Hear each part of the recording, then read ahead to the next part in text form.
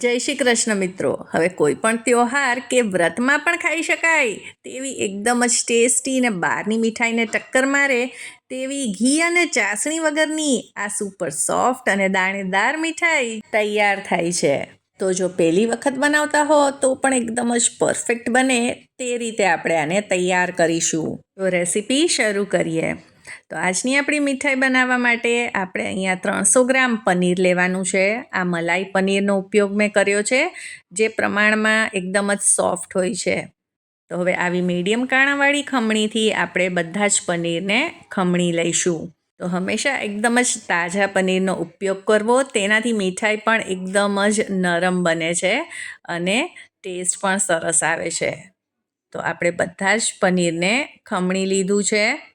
હવે એક જાડા તળિયાવાળી કઢાઈ કે પછી પેન લઈ લઈશું અને તેમાં આપણે આ પનીરને ઉમેરી દેવાનું છે. ઘરે જ કઈ રીતે એકદમ જ નરમ પનીર બનાવવું તેની રેસીપી પણ મેં શેર કરી છે, તો તે પણ તમે જોઈ શકો છો. હવે આમાં આપણે લગભગ 1 થી 1.5 કપ જેટલો મિલ્ક પાવડર ઉમેરવાનો છે. જો તમારે એમાં વધારે મિલ્ક પાવડરનો ઉપયોગ ન કરવો હોય તો ફક્ત 1 કપ જ ઉમેરી શકો છો. તો હું તો અત્યારે વધારે પ્રમાણમાં આ બનાવી રહી છું, એટલે મેં 1.5 કપ લીધું છે. હવે આમાં 2 મોટી ચમચી ઘરની તાજી મલાઈ ઉમેરી છે. આપણે ઘીનો ઉપયોગ નથી કરવાના, એટલે આમાં મેં મલાઈ ઉમેરી છે. હવે આપણે આમાં થોડું થોડું દૂધ ઉમેરીશું. હવે દૂધનું પરફેક્ટ માપ તો આમાં ઉમેર્યા પછી જ ખ્યાલ આવશે. તો છેલ્લે હું તમને જણાવીશ કે આપણે આમાં કુલ કેટલું દૂધ ઉમેર્યું છે. તો આપણે મિક્સર ડ્રાય ન રહેવું જોઈએ અને લચકા પડતું બને તેટલું આપણે આમાં દૂધ ઉમેરવાનું છે. તો દૂધ આપણું રૂમ ટેમ્પરેચર પર હોય તેવું જ છે, ન ઠંડુ ન ગરમ. તો હવે આ મિક્સ કરીશું. તો હજી આ થોડુંક ઘાટું લાગી રહ્યું છે, તો ફરીથી મેં થોડુંક દૂધ ઉમેર્યું છે. એટલે કુલ અહીંયા મેં 1.25 કપ દૂધનો ઉપયોગ કર્યો છે. તો આ રીતનું એકદમ જ લચકા પડતું આ મિક્સચર તૈયાર છે. તો મેં અત્યારે આ કપના માપથી બધી જ વસ્તુઓ લીધી છે. તમે ઘરની કોઈ પણ વાટકીથી બધી વસ્તુઓ માપીને લઈ શકો છો. હવે ગેસ ઓન કરી દઈશું અને કઢાઈને હવે ગેસ ઉપર મૂકી દઈશું.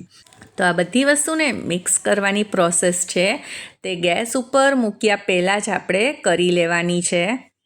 અને આ મીઠાઈને બનતા લગભગ 10 થી 15 મિનિટ જ લાગે છે, પણ આપણી એ વાતનું ધ્યાન રાખવાનું છે કે આને કન્ટિન્યુઅસ આપણે ચલાવવાનું જ છે. હવે લગભગ 1-1.5 મિનિટમાં જ આ રીતે સરસ રીતે ગરમ થઈ ગયું છે અને ધીમે ધીમે આ થોડુંક ઘટ પણ થવા લાગ્યું છે. તો આ સ્ટેજ ઉપર આપણે આમાં 1/2 કપ ખાંડ ઉમેરીશું.